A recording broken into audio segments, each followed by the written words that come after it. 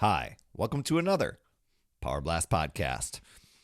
You know, when it comes to sticking to your fitness goal, many people, including me, when I first started, we rely on something called willpower. Willpower, that ability to delay gratification and resist temptations so you can meet your health and fitness goals. The thing is, willpower can certainly take a mental toll on you. And not having enough willpower typically is a reason that people claim to be unable to sustain healthy changes. It's like, I just don't have any willpower. So what do? Let's talk about willpower and the secret to sticking to your fitness goal. Stay tuned.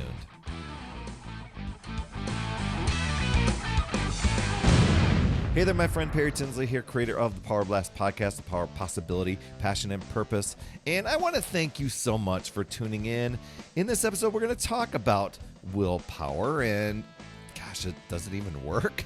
Do you even need it? As you're pursuing your health and fitness results that you really, really want. And I said in the title, it's a secret. I think there's a few nuggets that you're going to get out of this one, not just one secret, but use them to transform your health and the quality of your life. Now, before we dig in, I want to say thank you so much for tuning in, whether this is the first time you're on Power Blast Podcast or if you're a regular listener, thanks so much for being here. And if you are in your podcast app, I know a lot of people listen to within a podcast app, please be a friend. Leave an honest rating and review. That helps others discover this show. And if you are over on YouTube, catching the video version, I just waved at you, please be a friend. Hit the subscribe button and the notifications bell so you get notified each time a new show drops. Be super crazy awesome. And many of you are starting to do this. If you dropped a note in the comments on the episode, gave the thumbs up, that also helps with the YouTube algorithm. Helps others discover the show, and other people can get value. So you absolutely rock. Okay, willpower. Some people give it so much emphasis, and it becomes like this overused muscle, and it gets fatigued. And I have heard, I guess maybe even from experience, that you can strengthen your willpower muscle. But a lot of times you just get burned out on it. And I think so many people put so much stock in it, and they either claim to have it or don't have it. And often it gets used as an excuse to not pursue your goals and dreams anymore. And that's kind of sad, because you've got goals and dreams and things you want to accomplish. Why give willpower so much power? Okay. But what if you did this? What if you flipped the story about it? Focusing more on your why, your purpose, and taking action no matter what on your goals. Not saying, "Oh, I'm leaning into willpower and giving into this stuff." It's like, "No, I'm going after my goals no matter what."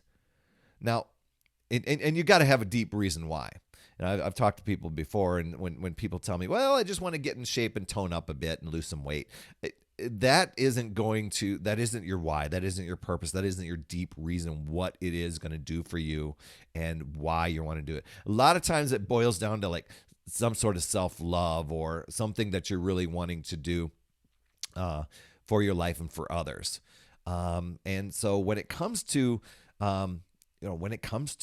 going through things, you've got to have that deep why, that deep purpose. What's going to pull you toward your goals each and every day?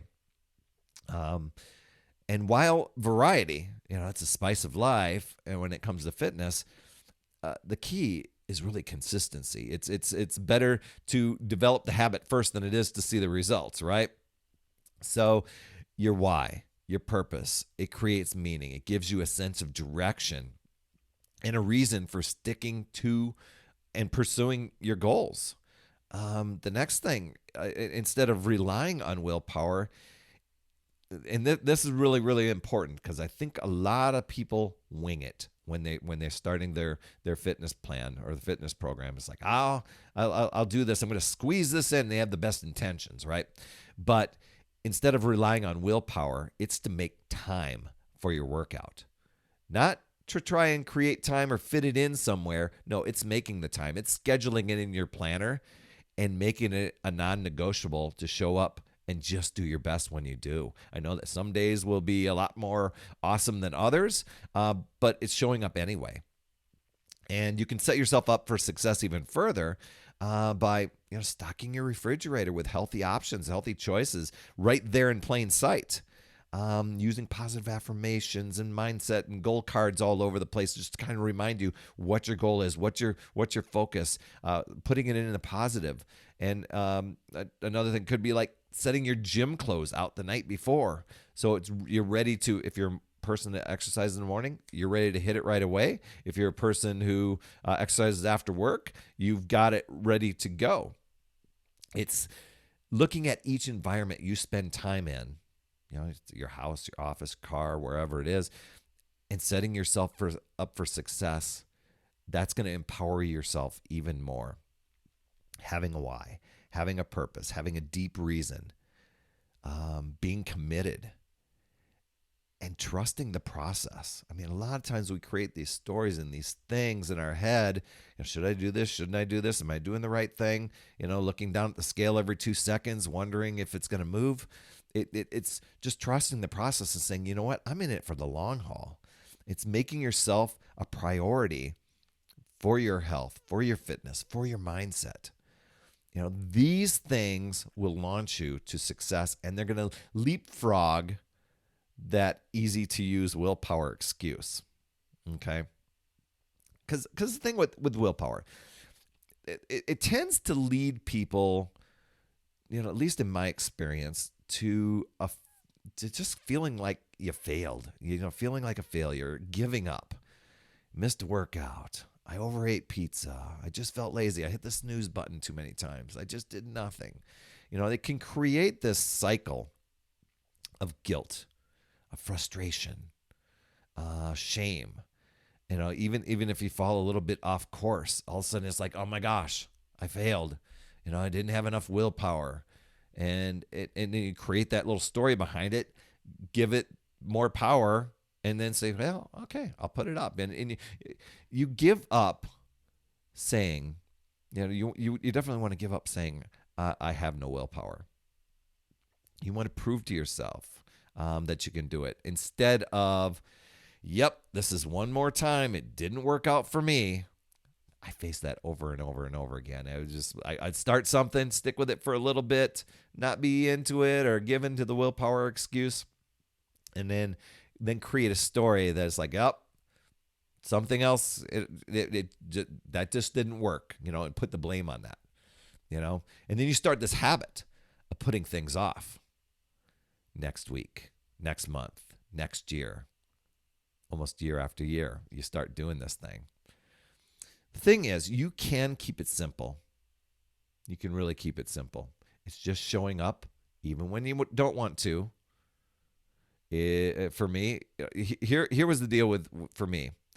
I made myself a little contract for myself, a little self-contract, I guess. I called it my little no matter what contract.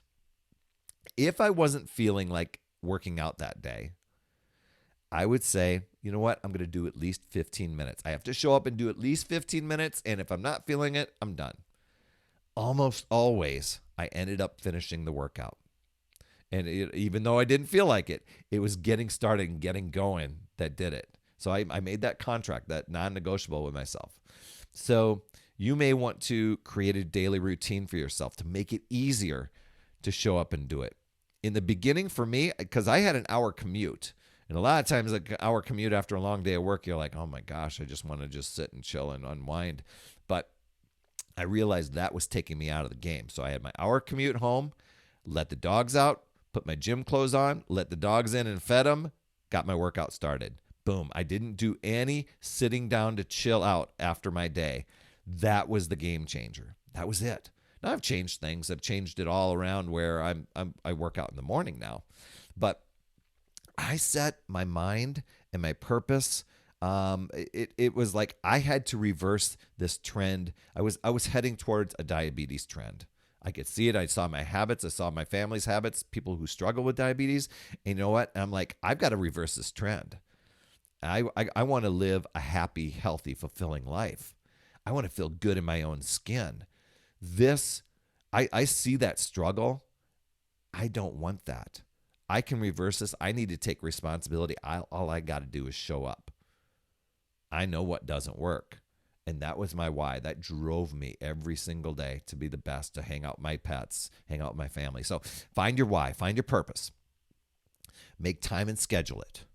Create routines to set yourself up for success. Trust in the process. And if things don't work out as planned, give yourself grace. Just get back right to it, okay? Appreciate and enjoy the journey. You're going to thank yourself for it, really. Just know you are in control and you're more powerful than you realize. Be patient, take action no matter what. Be persistent to reach your goal and progress through all circumstances, because there will be a lot of different life circumstances, right? It's choosing to give up the excuses and the alibis and that limiting belief of, oh man, I don't know how to work out, or I don't have any willpower. It's choosing to figure out new ways and looking at the possibilities, learning and growing and moving forward. Those wins of yours, they're going to add up more and more and more. So keep building your confidence, keep building your consistency, and challenge yourself. I'd love to hear your top takeaway from today. Drop me a line on social. Perry@putyourselffirst.com as the email if you would rather do it that way. If you drop in the subject line the word transform, I will help you map out a transformation inside out 90-day game plan so you can reach your health and fitness goals. I help you audit your current health and fitness so that you can have the perfect game plan and create momentum even faster. And I love helping people just remove the obstacles and the barriers that often get in the way of achieving health and fitness goals. So if you'd like more motivation, support, tips, strategies, consider joining my Upside Down Fitness community. We're a fun group of people striving to make healthy habits in this awesome chapter of life. I do 52 weeks of free coaching in there, even do some master classes in there. I've got one coming up pretty soon. You'll want to be a part of that. I promise you'll absolutely love it. Just head over to UpsideDownFit.com and join us over there. That's all I have for this week. Thanks so much for tuning in. Please share with somebody that you know could benefit from this episode. Subscribe and leave an honest rating and review in your podcast app so others discover this show. And if you're on YouTube catching the video version, please hit the subscribe button and the notifications bell so that you get notified each time a new show drops. You absolutely rock, my friend. That's all I have for this week. And as always, remember, it's never too late. We'll see you next week.